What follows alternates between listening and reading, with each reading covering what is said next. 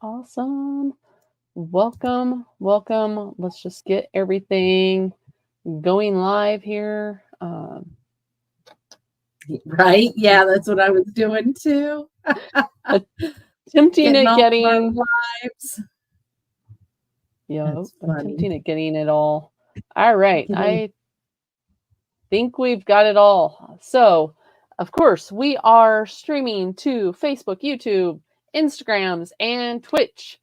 And make sure on those platforms you are clicking like, giving us the thumbs up, giving us the hearts on Facebook, commenting with any of your questions, anything along those lines. Welcome, Miss Sherry. How are you?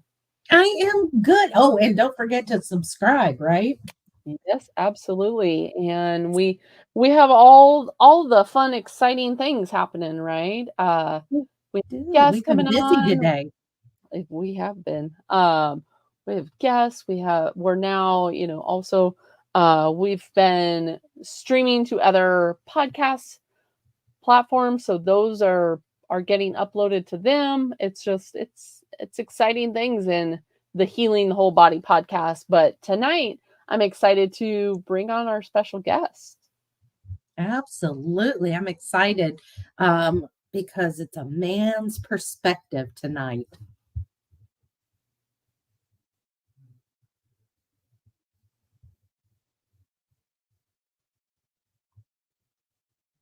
Can Absolutely. you, Which are you getting a delay?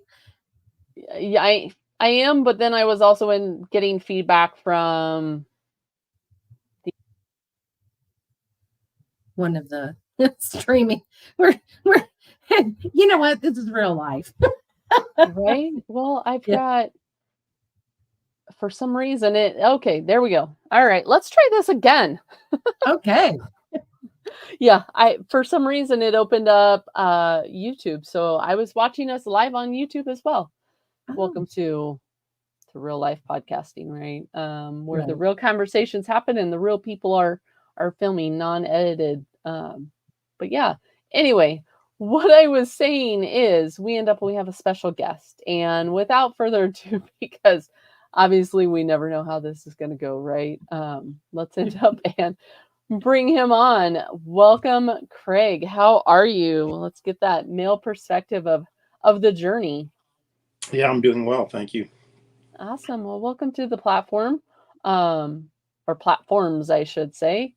And tell us a little bit about your story. I had the pleasure of meeting Craig through one of the other platforms that we both end up and work for, host meetings for. We kind of were sitting and listening, to other people's stories, but then we kind of listen to each other's, and it's like, wait a minute, I'm doing that. Wait a minute, and we had a lot of these stories similar as to what we were doing, but tell us a little bit about yourself, how you come about, where you are now, right? Your kind of your health history, per se, and what brought you to looking at the beyond nutrition or the nutrition side of the lifestyle.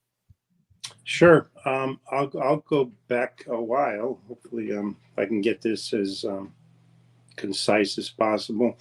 But my journey actually started because of migraines. That was my biggest issue, and those go back all the way till when I was 20 years old. So my mom has migraines, my brother has migraines, my sister has migraines, and I have migraines.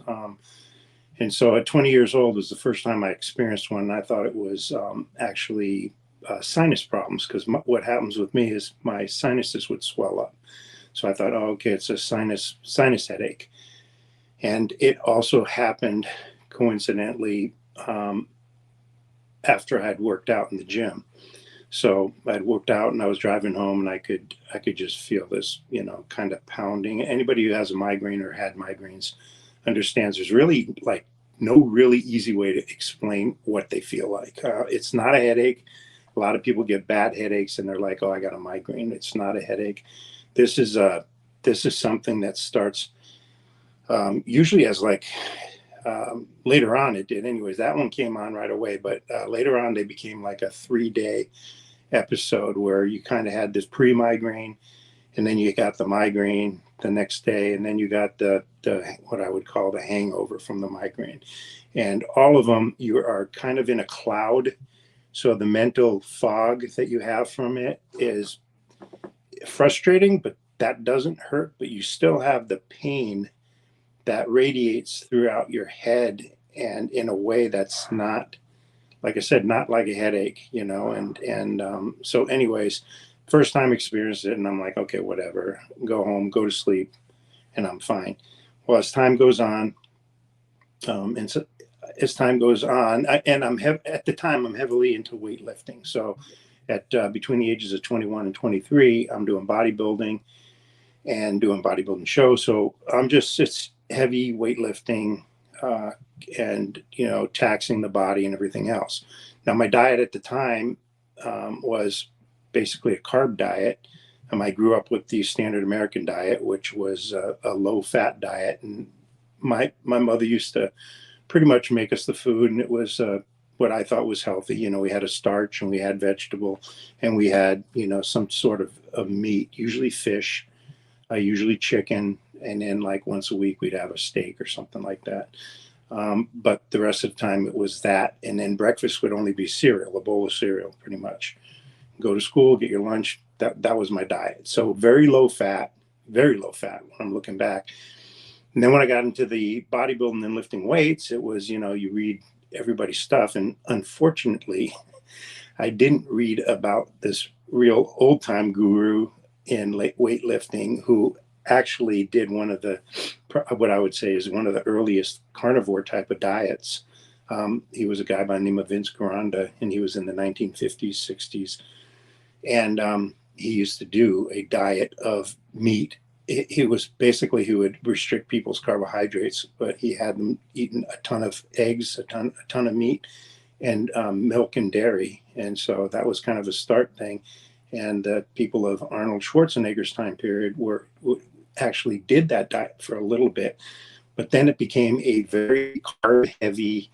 The bodybuilding diet was, you know, if you look at any of the people today too, it's a starch, it's rice, it's broccoli, and it's chicken breast. And that's what you basically lived on. And as you both know, that's a very low fat diet. It's not feeding any of your hormones or anything. So, you know, that's the diet I was using. That's what I was eating. And in my 20s, the migraines started getting worse a little bit, probably getting them about once a month. And then by my late 20s, they were getting worse. And probably in addition to my weightlifting stress that's on the body and my diet, I started working for the Department of Corrections in California as a correctional officer for 4 years. And then I became a parole agent. That's where I retired as a parole agent. I was 22 years in there. And it was always, you know, it was a stressful job. I mean, the prison was stressful, it was a lot of confrontation.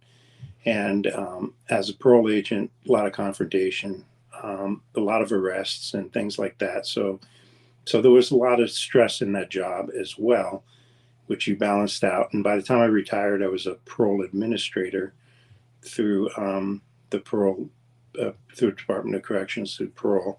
And the responsibility I had shifted from the stress of being on all the arrests to being an administrator. And I was responsible for all of the what are called apprehension teams throughout the state of California.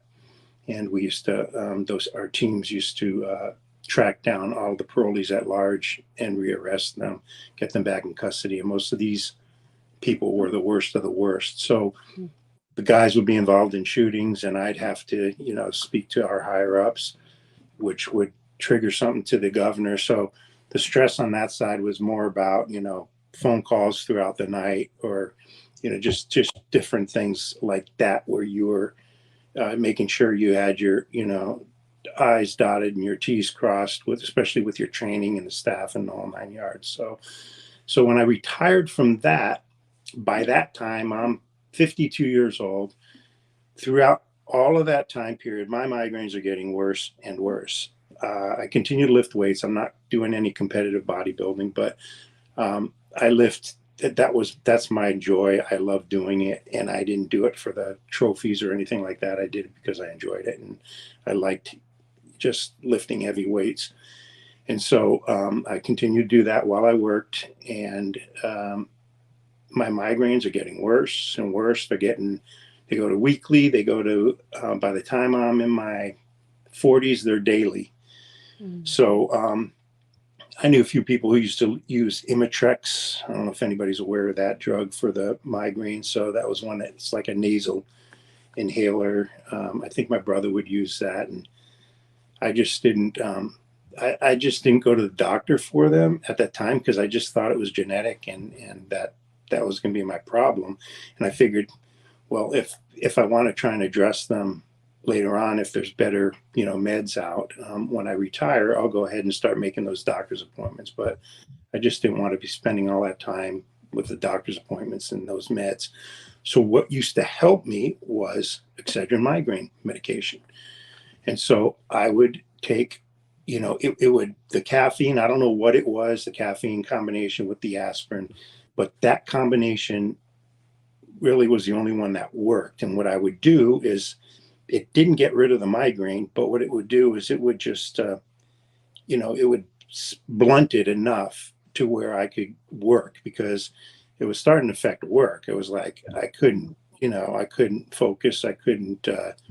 It just was hard, because even on lunch break, if I would get a little bit of time, I'd go eat in the car and I'd have to put my head down or something. It was just like, it was excruciating. So I used to take the Excedrin migraine, but you had to be kind of tactical about how you did it, because at first I would just do it when I got the migraines, but it got to the point where I was taking doses like 3 or 4 times a day, 2 Excedrins each dose.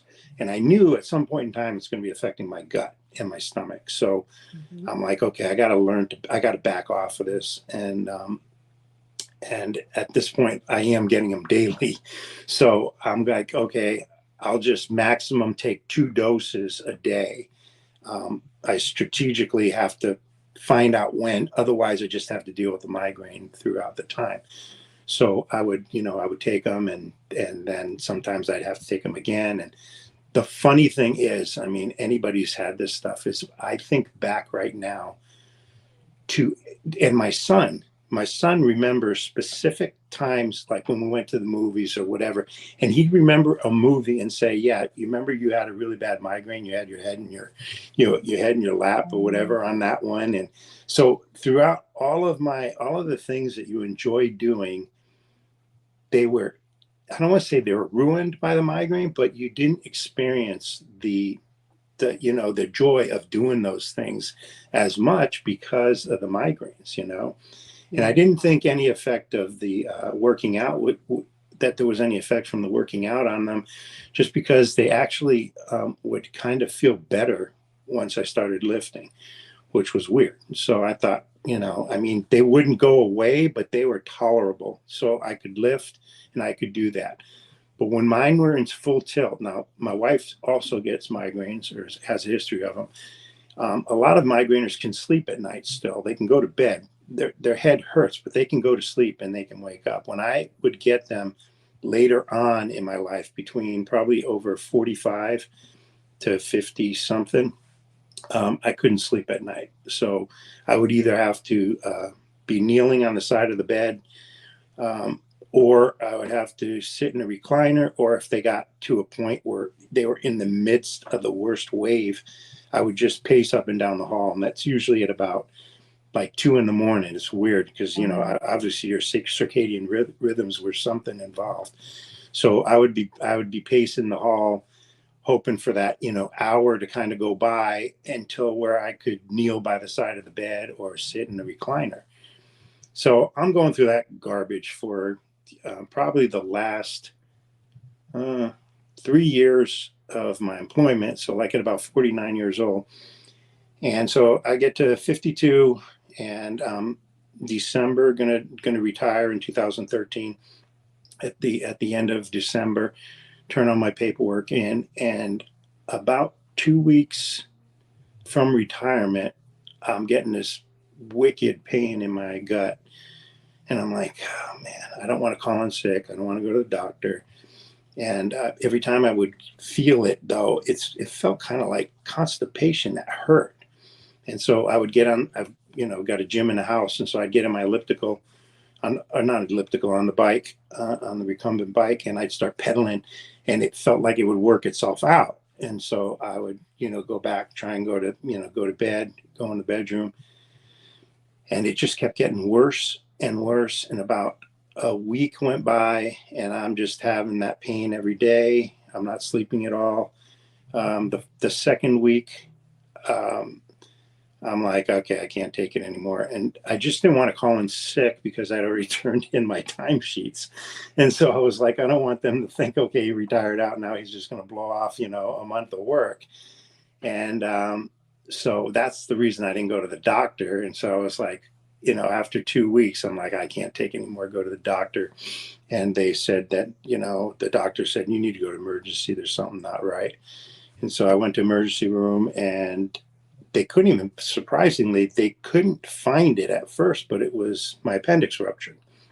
Wow. And so I'm thinking, how did they not find it? Because when the surgeon who completed the surgery on it, when I was awake, he said it was like one of the worst appendix ruptures he's ever seen. He said, I should be dead. You're lucky that you even came in here, because that poison got all inside of all of your organs, and they had to scrub them with antibiotics, and it was just a big mess. And he said we were actually searching for cancer in there, because it just didn't seem right what was going on. And he said, but there was nothing in there. And then we almost had to take out a foot of or a certain portion of your intestines, because it had gotten so infected, but we were able to save that. And he was like, so, fortunately good to go. But he said it looked like a circus balloon. So I don't know how they missed it, but maybe it was just so big, it just blotted out like a big area, and so they couldn't really see it. But so I had to, that was one of my major surgeries. But, all through my lifting and whatever else, I had dual quadricep ruptures, and I had, also, I had a thyroid, half of my thyroid removed for a goiter that I had in there. So they removed half of that, check it for cancer, make sure there wasn't cancer, and it wasn't. So, fortunately, I still have the other half. But this thing threw me for a loop with the appendix. And so I'm dealing with, that appendix rupture. And I'm thinking, now I'm going to start seeing a neurologist and deal with the migraines. So I see the neurologist, and they got me on the Botox injections for the migraines. That's a big therapy that they use. I got nothing out of it. Now, my wife said that she used to get some success out of it, that it kind of helped her, but I got nothing out of it. Then they gave me nerve blocks. I got nothing out of those. They put me on, excuse me. They put me on Topamax. I don't know, just a bunch of things. Oh, they also, then they put me on, and then this was important too, was my blood pressure started rising. Okay, I never had blood pressure issues before. My blood pressure started rising to the point when I was at the doctor where I was starting to get white coat syndrome, because I didn't even like to have my blood pressure taken, because it was just making me anxious. And I was getting readings at that time of about 180 over 100. And so I ended up buying a blood pressure machine for the house just to see how bad it was. And I would take it daily. And in the mornings, it'd be the worst. And it would be pretty high. It'd be like 160, 165. It wasn't 180. And over, like 90 or whatever. But it was still way high. But the white coat syndrome added some to it, quite a bit, actually. But so I'm dealing with that. And and the migraines are coming, and really just coming on super strong. And in 2015, so that's basically January of 2014, 2015, they have to do a hernia repair because of the incisional is an incisional hernia from the surgery. So there was, my intestine or whatever starting to stick out. So they had to do a hernia repair. Well, when they did that, it got infected. And so, yeah, so I was back in the hospital. They gave me a choice of having it removed, the mesh removed, but they said then another mesh would have to be put in later on. So that would be 2 surgeries, or we can try and hit you with antibiotics and kill it. And so I'm not thinking about the dangers of antibiotics, and really nobody schooled me on it at all, even the doctors. And and obviously antibiotics are great, and they cure a lot of things. Actually, when I've told this story online at all, I get a lot of hate from people saying, you say about the antibiotics, but you're the idiot who didn't go to the doctor. And I'm like, okay, I'm not saying the antibiotics are bad.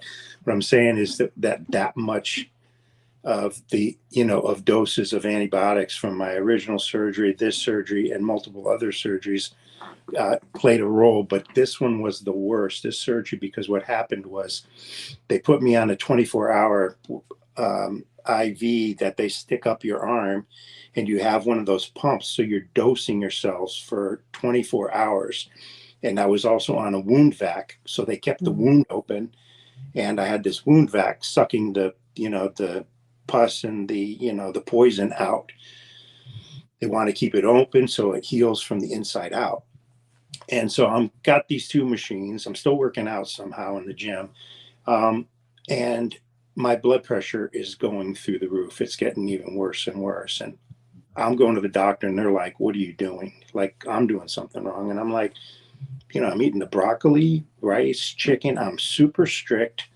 I don't know what else to do. And it got to the point where, so that was 2015.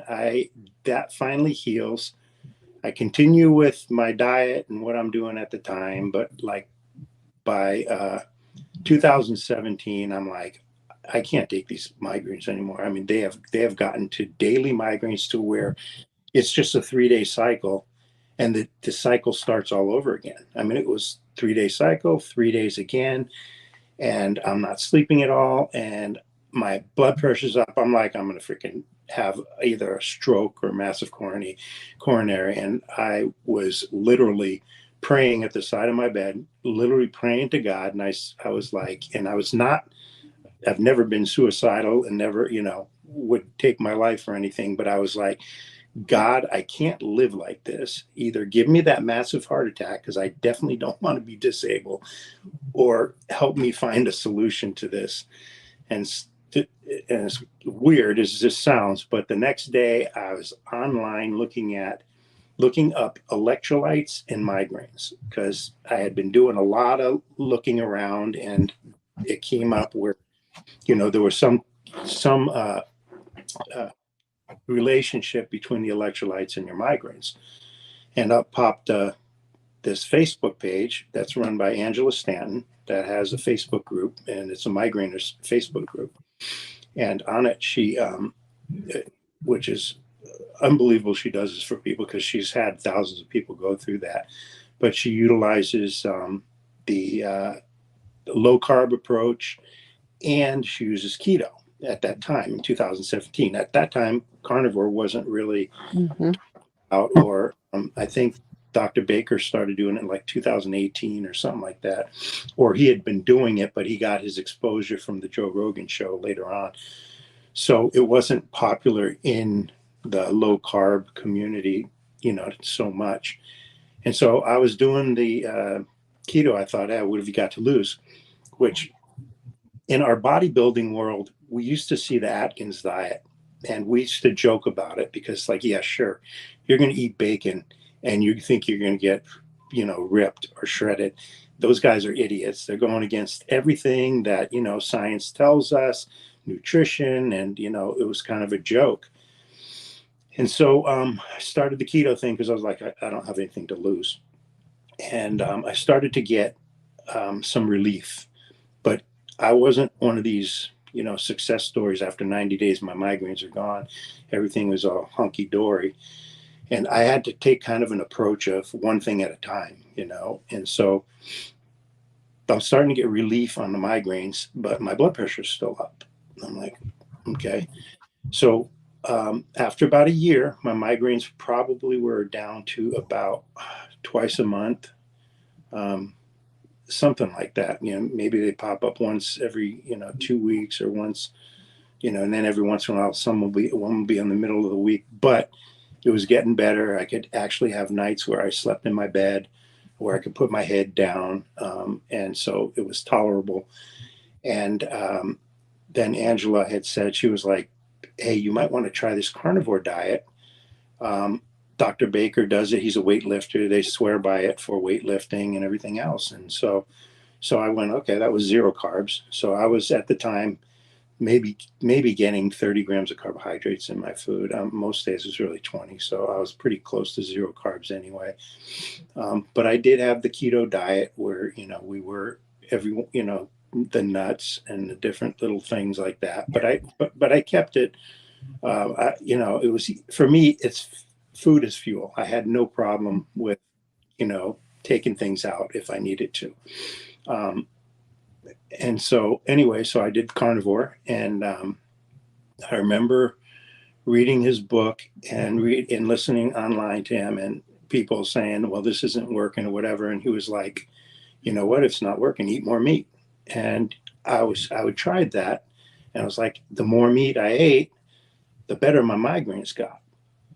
And looking back, I mean, in hindsight, I was probably under eating because everything I did was very scheduled with the bodybuilding, with the food and everything. And so we would look at, I would look at what my calories in, calories out intake was and everything else.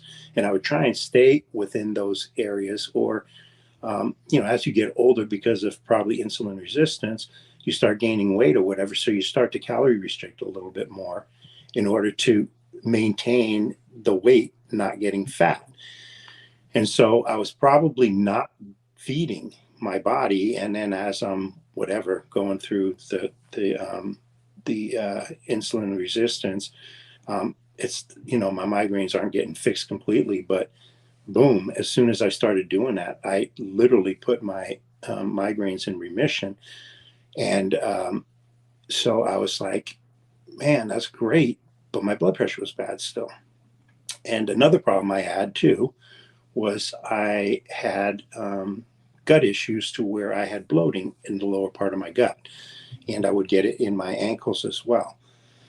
So I was like, and that was actually, that started right after my surgery. So I was on my carb diet. I was eating, all of the quote good food, and the bloating and all that stuff started back then.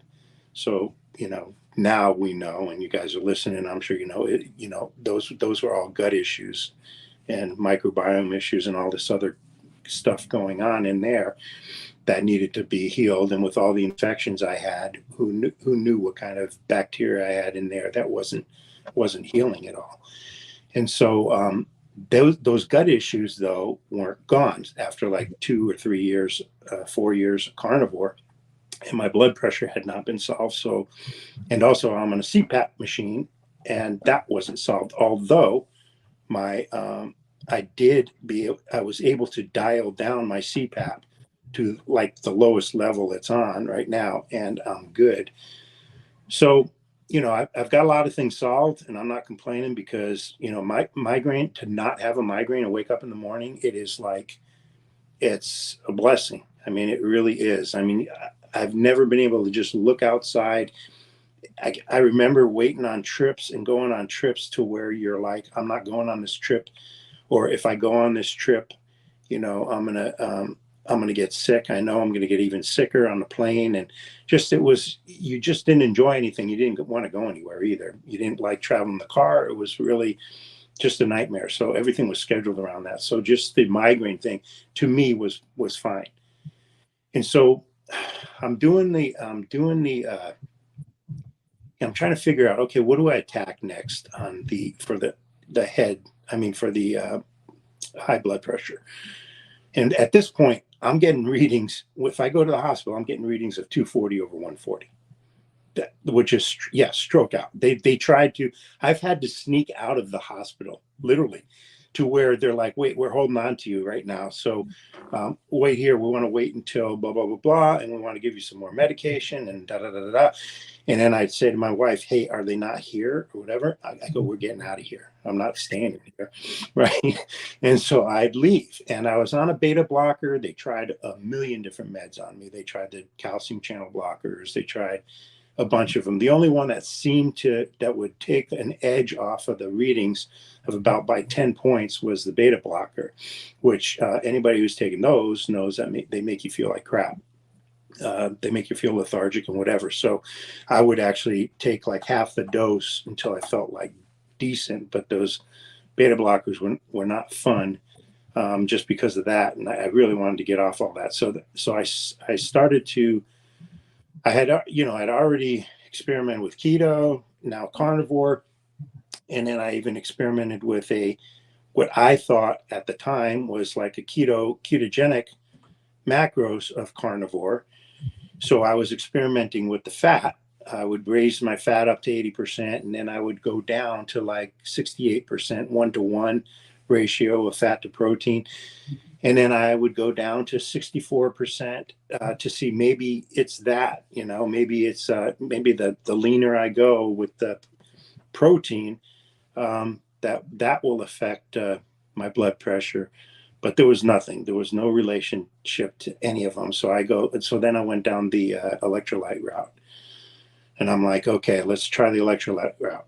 Well, one thing that Angela Stanton and the Facebook page was very adamant about was the effects of electrolytes on your migraines. And so most all of them start out salting their water, their food, and everything. So putting a lot of salt in everything, which I was doing as well. And, because research actually shows that salt, the studies show that salt really doesn't affect your blood pressure at all, maybe 3 points, even in people with, quote, high blood pressure, And when I looked at the research, I can't remember exactly, but if I'm not mistaken, they had even tested people with like 160 over 90, and it didn't really do anything to their blood pressure to make it so bad. So I was on board with the salting. And then I kind of was experimenting, not officially with the experiment, but I just started to reduce the salt. And I would have, and to the point where I'm like, just salting a little bit in my water and then salting my food, not adding a lot to balance out the salt. And I did notice that every time I just did that I wasn't getting as bad readings. Now, for me, not as bad readings are like 180 over 100, But mind you, throughout the day, they'd be different. Throughout the day, there would be points where I was getting like a reading of 140 over 90 in the middle of the day or 150. But it was bad. And especially in the morning, and by the time it would just start creeping up at night. So I go, okay, I'm going to officially do some checking on the electrolytes. And so if I'm getting too wordy on this, please let me know, cut me off. No, you're fine. You're fine. Okay. And so I started to do, I took each electrolyte of sodium, potassium, and magnesium. But what led me to there first was I did a online consult with a low carb doctor. Okay. So his specialty was keto. And I was like, okay. And actually I was kind of deciding between this doctor and Dr. Nadir Ali, because both of them were cardiologists. And so I was like, but I went with this other doctor. And expensive consult, an hour and a half to go through all the blood work and everything. But really nice guy, really liked the guy, really nice guy. But the advice I got from him at the end of it was, because I also, I had the LDL that was high, the high LDL. And his advice was, after me telling him about the migraines and how zero carb solved at least the migraines and everything else, his advice was, I would put you on a statin. I would put you on one more blood pressure medication, and I would tell you to eat another 75 grams of carbohydrates daily. And I was like, oh my God, I've listened to your podcast before, and you're on all of the podcasts, and when you're playing the devil's advocate, I think you're actually the devil because you're not practicing what the low carb community, preaching. And so, and he said, I said to him, I go, well, I said, the migraines went away from my zero carbs. I said, I'll tell you this. If I suffer from a heart attack because of this, as opposed to live another 10 years with those migraines because I'm adding in carbohydrates to my diet and I'm taking these statins and taking this other stuff, I go, I'll take it. I'll take quality of life over quality of life over quantity of life. Mhm. And he said, I thought you'd say that. He says, and that's your choice, obviously. He said, but as a doctor, I have to say this and this, and this would be my recommendation. So I was so kind of pissed about it, and especially I spent good money on it. I was so pissed about it. It was a $1,500 consult, so it's not cheap. And so I was like, you know what? I'm going to double down. I'm going to just do this with Carnivore and and keto macros or whatever else, but just doing that, and I'll look at the electrolytes. So I started with potassium, and so I would take. And I took about 4 weeks time to make sure that I was actually getting, I didn't cut the experiments early because it takes a while for your body to adapt. And so I was like, but one of the books also that I had kind of read a lot of was a book called Waterlogged by Tim Noakes. And Tim Noakes does some deep dive stuff into electrolytes and into water consumption because he was a big runner. And he kind of shed some light on the kidneys function of how the kidneys will balance, looking for equilibrium, and how they will balance out the electrolytes that come in. And he was explaining in there that they did, I guess, a bunch of studies on people like in, I don't know, Appalachia or some of those places in West Virginia where they do the coal mines. And those coal miners were drinking a ton of water, but consuming a ton of salt. I mean, a ton of it. And they were looking at their the outflow of the pee, the urine after, and basically what the kidneys were doing is there's a hormone called aldosterone, and aldosterone signals the kidneys to excrete either potassium or sodium in different quantities. So if you consume a ton of sodium, your aldosterone will lower, and your kidneys will excrete the sodium so that you're in balance. Your kidneys are in balance. Whereas if you take in very little sodium, your aldosterone will raise, your kidneys will adapt, and they will retain sodium. So you're not peeing out sodium when you go to the bathroom. And so I'm looking at that, I'm thinking, that's pretty interesting. So when I started these things, so I did the potassium thing. I went all the way up to like 10,000 milligrams a day of potassium. I can't remember which one now, if it was a chloride or not. And I had no effect on my blood pressure. So I cut that experiment and didn't do any added potassium. I did magnesium next, and all that did was give me massive diarrhea. I got up to maybe, I don't know, I think I got up to like 2,000 milligrams or 1,500, and it was so bad that I was like, okay, I can't even continue with that one. And so I nixed that one, and then I get to sodium. So I would take, I would go 1,000 milligrams and went all the way up to 10,000.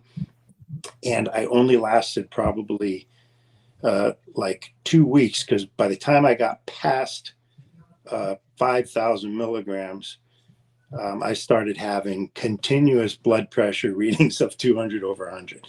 So even throughout the day when I would normally have other ones. So I was like, okay, I'm nixing that. And then so I'm scratching my head. I'm like, okay, none of that helped the blood pressure. well, let me try this. Let me just not. So I dropped my sodium to where I was just salting the food. And I did notice that stuff went down a little bit. My blood pressure readings went down some, and I was getting more, better readings here and there throughout the day. So I thought, you know what, I'm gonna get rid of the sodium altogether. I won't not even. And I was just using maybe a shaker, so it was just a small amount. It wasn't anything, and I decided, okay, I'm just not going to put anything on there. And within 3 days, my blood pressure went to normal. 3 days. And within a week after that, did I do it in a week? I think 2 weeks. I split my beta blocker and then just titrated off of it on my own. And so in a month, my blood pressure was normal without any kind of blood pressure medication.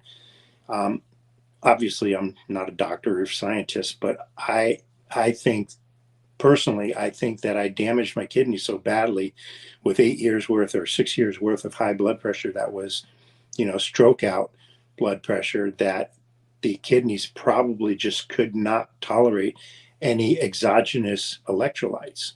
And they could only tolerate what was in the food itself. And it could handle that and identify it well. The funny thing is when I asked the doctor on my thing, I was already contemplating that, doing this with the electrolytes. And I said, do the kidneys recognize exogenous sodium and electrolytes any differently than the kidneys recognize it in your food? He's like, I don't know. I think it should be the same. It shouldn't matter. And so I was like, so this kind of, I don't know if, you know what I mean? This is anecdotal, so I don't know. I don't know what, and I haven't talked to anybody who really understood this or saw this happen. And I was also cautioned by a lot of my keto friends and stuff. They were like, you can't not eat any salt. That's like this diet, you need salt because you lose so much salt from the water. And I was like, I didn't want to like debate them or anything. I was like, oh, thanks or whatever. But I'm like, no, you don't. Your body doesn't do that. Your body is going to, it's going to look for equilibrium. It's going to look for homeostasis, and it's going to make the adaptation. And, so like I never suggest, like even when I talk with people or coach them, I never suggest anybody just cold turkey, stop eating salt. And especially when you're transitioning, eating salt is a good idea because you are peeing out your high sodium diet that you had already. And so you don't want to just stop that right away. You're going to get the headaches and everything else. But if you slowly go down, yes, you can go down to zero electrolytes. And frankly, for me, the lower you go on the electrolytes, the less bouncing up and down you have. The more electrolytes you put in, the more you have to keep putting in. Or when you start dropping a little bit in those electrolytes through sweat, then you're going to have to get electrolyte drinks to, stop the cramps or whatever else. So it's a lot more difficult balancing. And plus, our bodies are, God-given machines that know how to balance out. If we think we're going to balance potassium and sodium, which are opposing electrolytes, you're just going to be playing a game all day long, and all you're doing is confusing your kidneys. But if your kidneys work well, they will do it. So you can put that potassium in, and you can put that sodium in, and I don't know. I mean, my guess on the whole thing is that, that's why some people, if they get a cramp, some people need to take potassium, and that makes the cramp go away. Some need to take magnesium, and some need to take sodium. And I think that's all related to whether you're potassium heavy, whether you're magnesium heavy, or whether you're sodium heavy in your body. I mean, that's a guess. But, obviously our bodies are smarter than we are. And that's where you go. So right now, so that leaves us to today. So my blood pressure issue is gone. So I go, now I got to try and address my gut. And Becky kind of knows because this is like a recent thing for me. And it was interesting because when I heard how she would have the similar issues, when I started to address the gut stuff, I wanted to get into ketosis. And I thought, you know what, maybe obviously my gut's not healed, and maybe I just need to be in ketosis, and I just need to make sure that I'm eating enough food so I don't, get the migraines. And I think that the migraines were healing slowly in keto because I don't think I was getting enough nutrition. And had I been eating more, they probably would have healed just fine, especially being ketosis. But I was never in deep ketosis. And so I'm like, even back then when I was doing keto, I would just go up to 80-20. And I mean, 80%, I'm sorry, 80% Fat. on fat. Yeah. Fat ratio. It never really went higher than that. Never really looked into whether you need to, go higher until I started hearing, Paleo Medicina and all of those groups that were using what I guess you would call a therapeutic level of ketosis. And these guys are getting, fours and above for scores, for ketone readings. And I'm like, man, I was getting 1 to 1.5. I wasn't even basically in nutritional ketosis. I was in the low level ketosis. So I've never got a 3 or anything like that on ketone reading. So I'm like, that's interesting. Let me work really hard at trying to do that because I think that's the key to my gut. And so that's kind of where we are today. And I've gone around and then again, you get to the people who say you can't go that low in your protein because the approach then to getting that much ketosis. And I'm kind of bouncing around here, but the reason I realized that things were not actually going right with my gut and with even with being carnivore on a higher protein diet was I took a glucose reading one day after not doing it for a while, and I had a reading of like 126, and I'm like, So I took a few after that because I had felt the same effects of like hypoglycemia. I was on a walk and I was like really tired, and it was the middle of the day, and I was like, this is weird. I haven't felt like this since I was eating carbohydrates. So that's what led me to go check. When I came back, I was checking my blood sugar and stuff, and so my readings were basically hovering, about 100 to 126, and I would notice that after I worked out, they would obviously be around 126. I'm thinking to myself, man, my body's using sugar instead of fat for muscle building. So the muscle building aspect is a whole nother aspect because even with coaching people, I find that the hardest people to coach are the athletes because they're in such a state of flux in their energy consumption and their energy expenditure that and they're coming from carb diets where we carb loaded as soon as you needed energy. So one day if you're working out that day, you're going to take 400 grams of carbohydrates, shove that in the muscles in 45 minutes. It's going to be utilized, or right away it's going to be utilized. Yep. Or some of it is. And once you get to insulin resistance, a lot of it doesn't get that way, but that's what we did. And I think a lot of people who do carnivore, this is a guess. I mean, I'm not going to go say that whatever, but I think with me, what ended up happening is I'm burning the fat as a calorie, but not as a ketone utilizing that fat. So I'm basically having to calorie restrict in order to get my effects of my weight, my body weight, or the muscles or how it works. And you shouldn't have to do that, if you're burning your ketones properly. Now, fortunately, I have a son who's 27. He's been carnivore for almost as long as me. So I've been carnivore since 2018 and keto 2017. And he started about 2018. My wife started in 2017 with me. So I get to see a female who had migraines dealing with carnivore and keto, and a male who's got no issues whatsoever because he's young and youthful. And so sure enough, I do this, I'm weightlifting and everything else. And so I was like, let me check your blood sugar and your ketones, because he does a pretty low or pretty lean diet. He'll go 1 to 1, 68. I was telling him to, if he, felt kind of weird, to up that and get his fat up to at least 70 or 75. But but he's doing, it's like a calorie thing for him. And so when I checked his ketones though, and his blood glucose, it's at least operating correctly.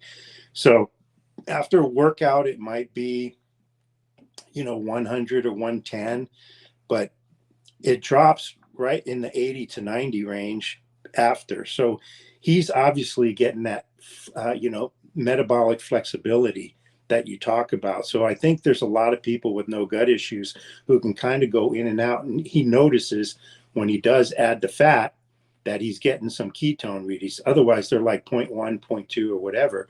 But it does go up to 0.5 when he does bring it in. So he's obviously got the metabolic flexibility, but he's not maximizing the keto, the effects of keto or ketones on that. And so, I'm learning over time the differences, and especially if you don't have a good gut, you're not going to produce ketones.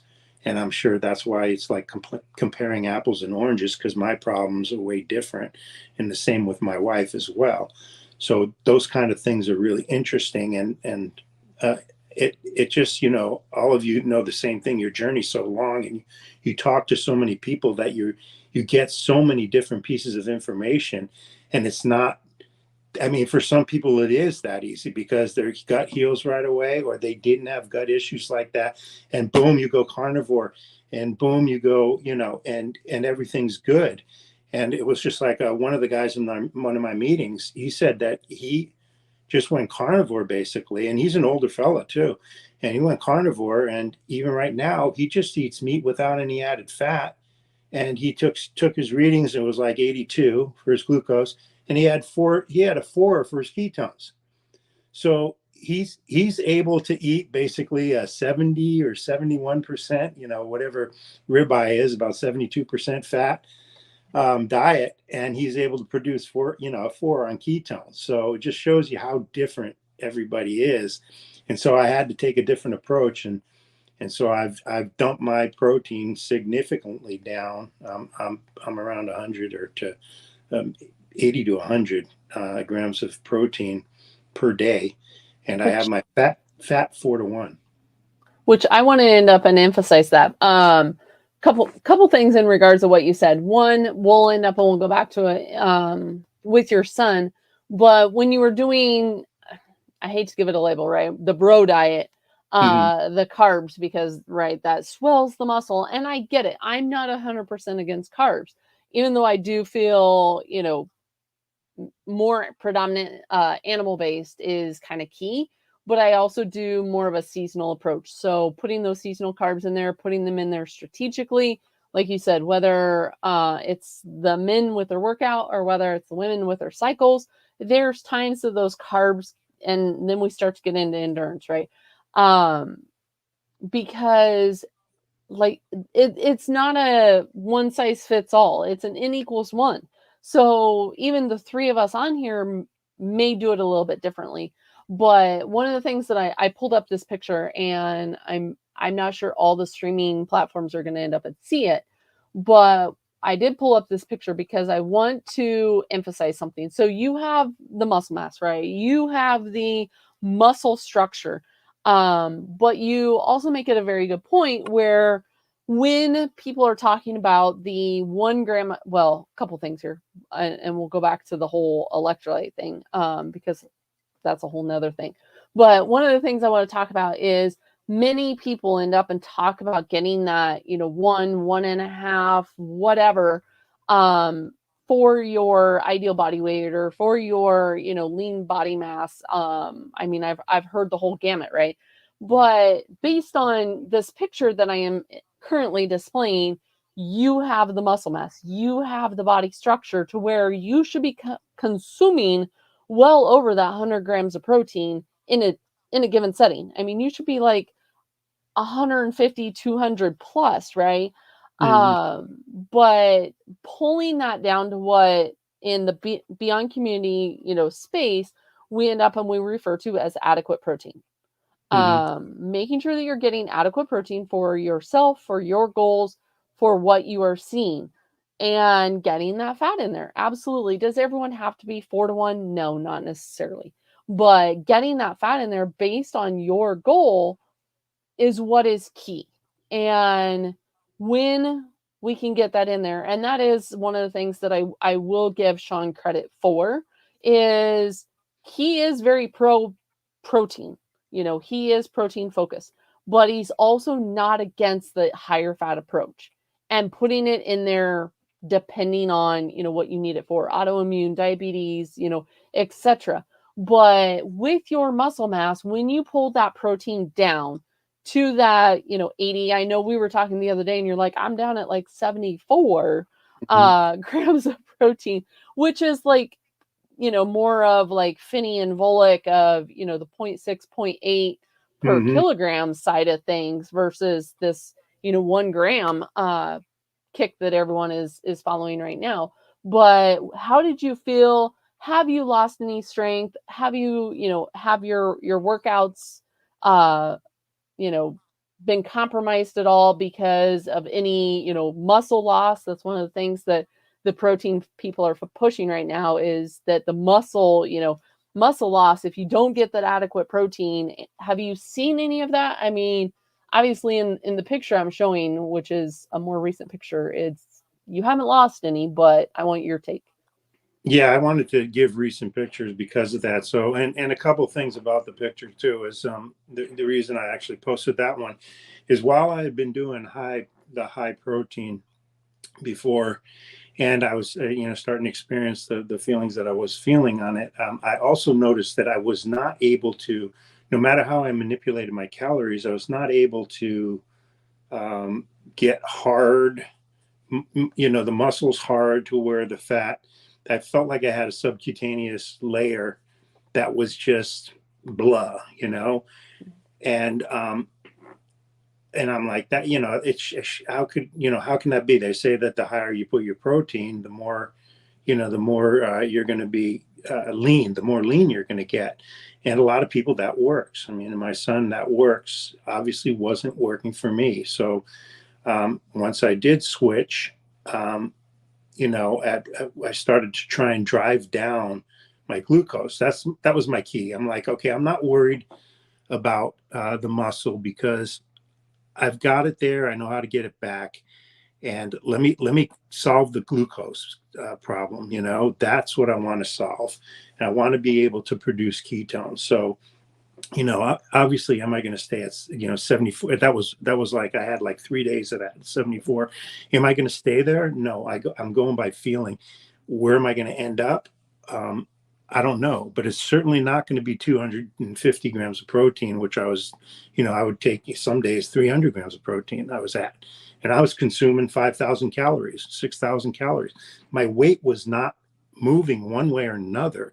I just felt this subcutaneous fat layer. So surprisingly, this diet, as it is, even with my gut issues, solved a lot of things. But but my strength was actually not even really increasing. It was just staying stagnant. As soon as I dropped that, it started to go up. My strength started to go up, and my fat distribution started to get better.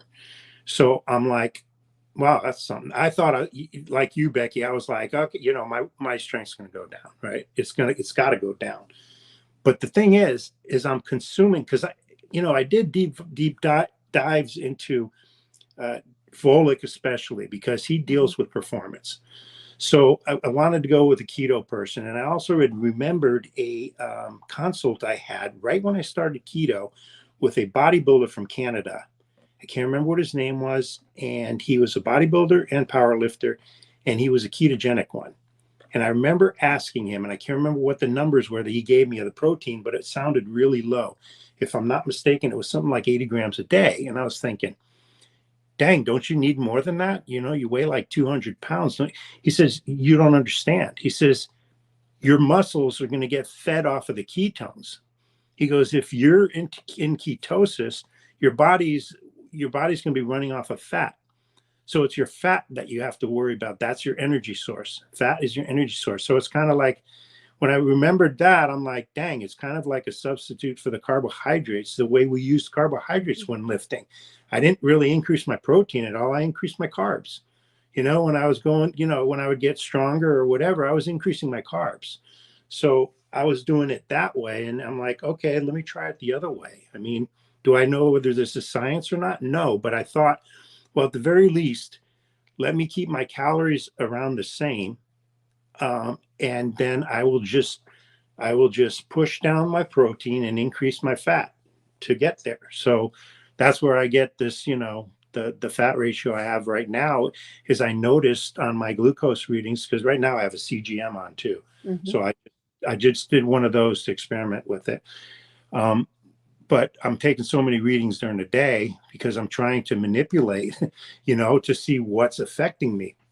And I've noticed that if I don't have, so I started finally getting readings of over 3.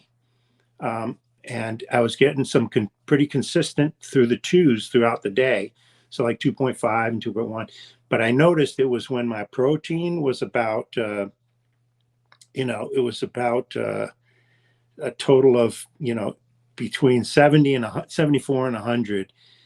But my fat had to be really, really high. Like my fat, this will sound crazy to you, but my fat is 400 grams a day of fat that I'm taking in. And so you do the math. I mean, 100 grams of protein, 4 to 1, you're at 400 grams. And if I lower the fat at the same time as lowering my protein, my ketones right now will drop into the 1.5. So I have to keep that fat that high.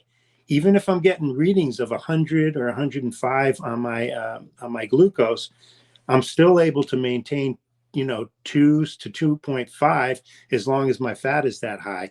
And so I'm figuring over time that the ketones will finally drive that glucose down.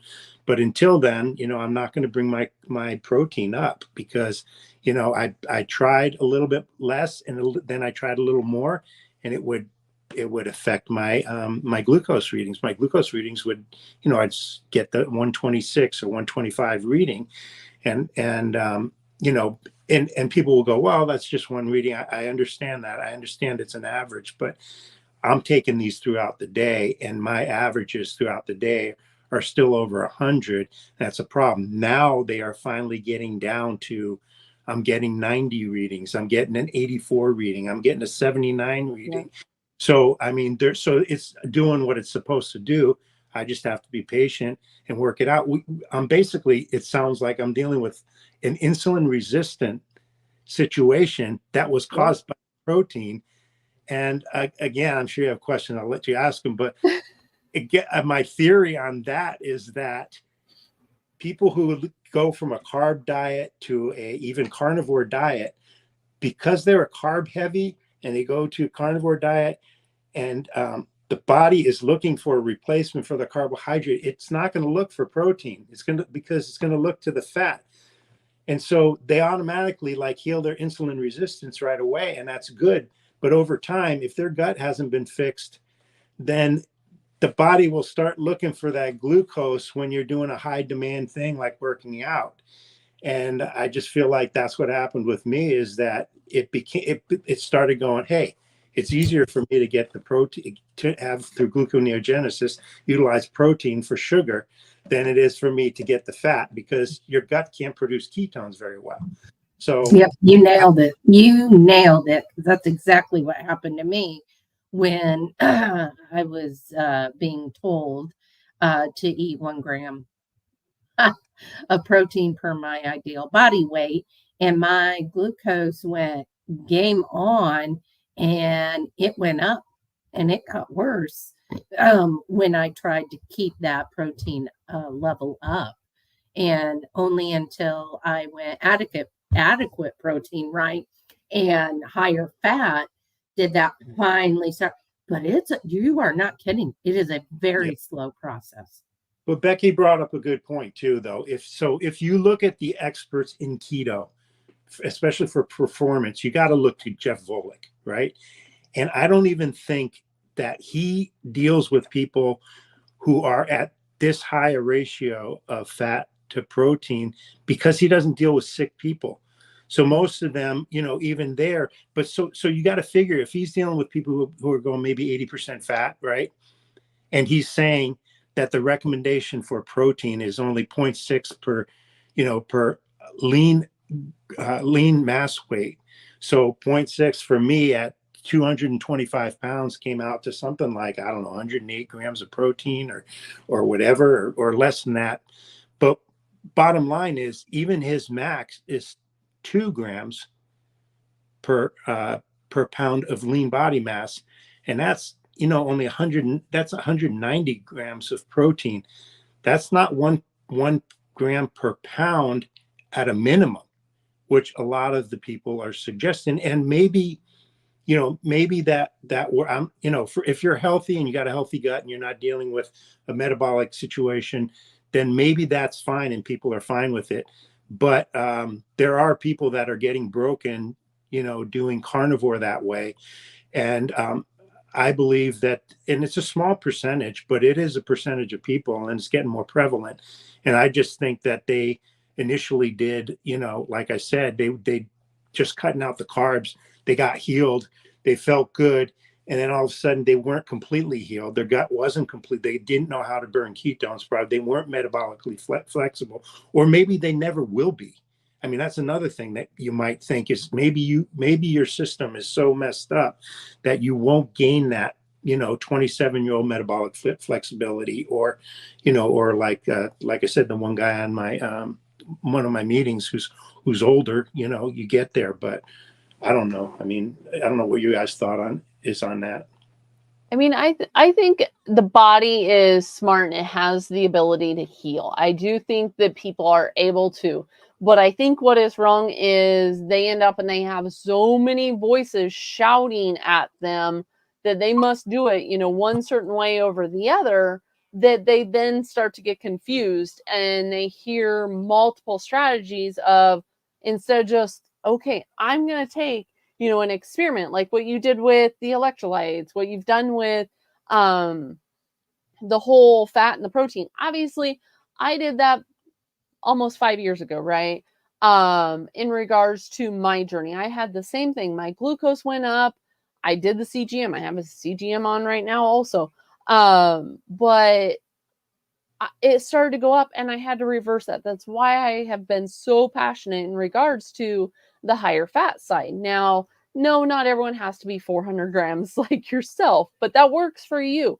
That works for your goal. But that's also where we have some people that are doing even the fat fasting, and really restricting that protein, you know, a day or two per week. This week, of course, full moon. That's a whole nother, you know, aspect around the fasting side of things.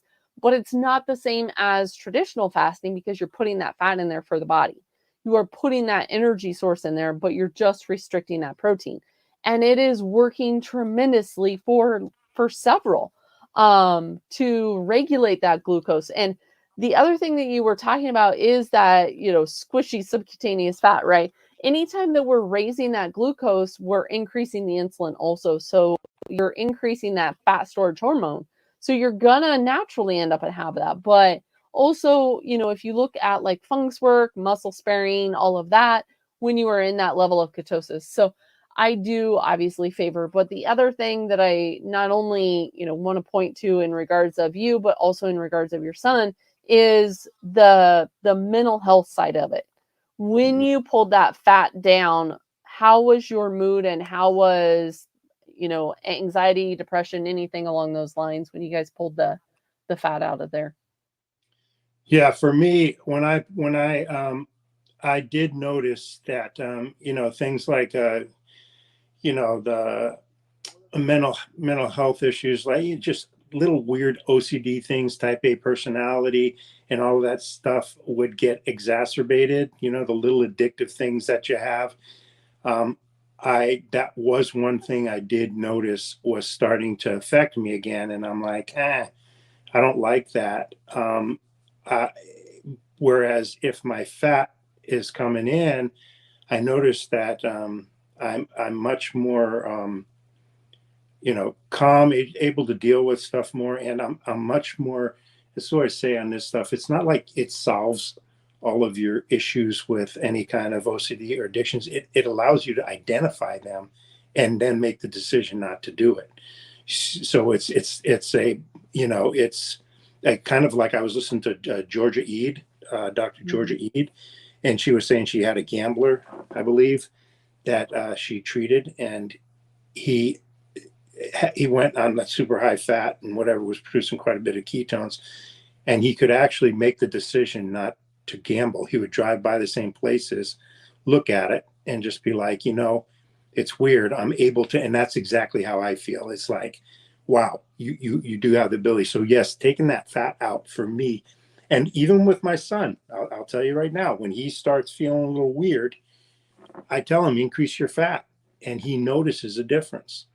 So, you know, that's on a healthy 28-year-old. He's 28. So that's on a healthy 28-year-old. The fat does feed those hormones and makes you feel better. It makes you, it does work the stuff it's supposed to. So yeah, I agree. And the funny thing too, real quickly, is there's that little argument about, and it's not an argument, but we even had a discussion in one of our meetings about, well, don't get too worried on your ketone levels, because, you know, Dr. Berry and other doctors talk about over time, your ketones may not register at all or very high. And that's because you've adapted so well that they're not that high. And I remember even Volek saying that he doesn't have an explanation for that. All I know is, I don't know about that. I don't think that anybody's really got the science on that.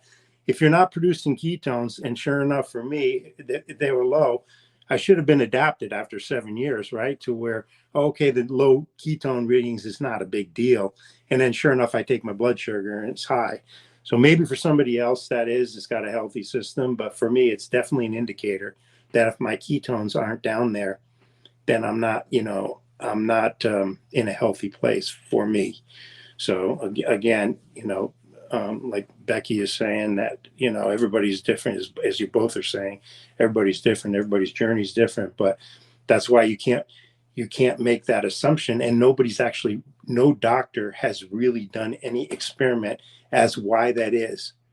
Again, my educated guess would be possibly that a lot of the people are starting, when they do that carnivore or whatever, they have gone so high protein that they may be reducing those ketones.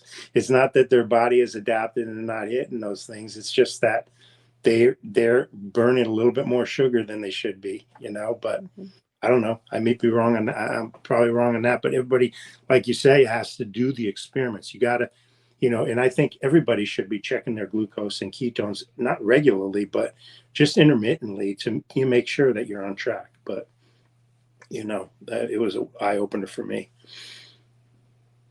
Yeah, absolutely. And I think that both sides, have a point. It depends on a person's metabolism. It depends on, their health history.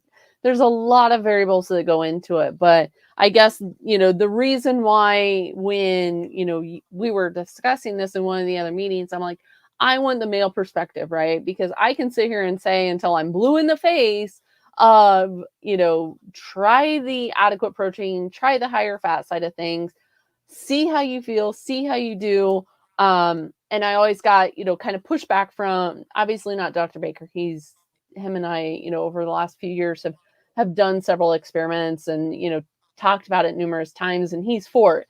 But many outside of, Right. that platform would always give the pushback and nope, it's got to be, this way. And that's why, like I said, I wanted you to come on because obviously you're, the muscle builder, you're the, in the gym, weight focused person that is also saying, hey, this is what is working. And I do think it is giving that perspective to other people so that they can kind of, try it for themselves, right? That's all I end up, and I encourage people. Maybe it's not, the fat fasting side of things where you're really restricting the protein down. I created 4 different tiers of the fat fasting. it's working for a lot, but just, looking at more of that adequate, doing a little bit of research back in the day of, the keto, the macros, like you said, paleo medicine. I love PKD. It's now what ICNMI is what they go by now. They don't even go by paleo medicine anymore. Right. But, looking into these other strategies, that's where, I started to look even at the fat fasting aspect, is when Sean and I did the experiment 2021, where we brought the protein down, jacked the fat up, kind of, played, manipulated the sugar kind of after like a desugarization study that was done several years ago. But we did it with carnivore style, if you will. And we really boosted. I was only at like 350 grams of fat. So I was shy of what you're consuming. But for myself, Yeah, that's that a was lot. still That's a a lot. lot. It was hard to get it in. I'm like, Sean, I can't do this. And he's like, oh, just eat more at a setting, and then, eat like 3 times a day instead of, just a couple. But we managed, we got it in. But the other side of it is also just try it, give it, if you are struggling on this lifestyle, if you are trying and you're gaining weight, you're still having mood issues, you're, not seeing maybe the glucose readings that you're wanting, reach out for a coach. There's 3 of us on here that can end up and coach you through the lifestyle. Reach out for that coach. Reach out. We have the BNC community. We are actually supposed to have the nutrition meeting over there currently, but join a community. There's several communities that I do feel it helps to provide that perspective. Craig, we were in one, when we were discussing this fact of the lifestyle. And so just having that sense of community of someone else doing it, that way you don't feel like, a fish out of water flopping around. Yeah, and I want to second that, with especially with the coaching, because you think with such a simple diet, how complicated can it be? But when you run into problems, it's not so simple. And though honestly, it's a blessing and a curse to have a million problems, because the curse is that you got a million problems, but the blessing with this eating is that you got to figure out how to fix those problems, possibly one at a time or 2 at a time. And those people like, the Sean Bakers and people who hop on the diet right away, and it works really well for them because their metabolism wasn't so broken. It might have been a insulin resistance stuff. They didn't experience this. They just hear about it through other people, and that's where they get more educated. But those of us who've experienced it have to do the N=1 experiments, so we can coach people to in those areas, knowing that, okay, we're going to give like a guideline to go by, but we're going to have to approach it maybe 5 different ways, because it's going to work differently for you.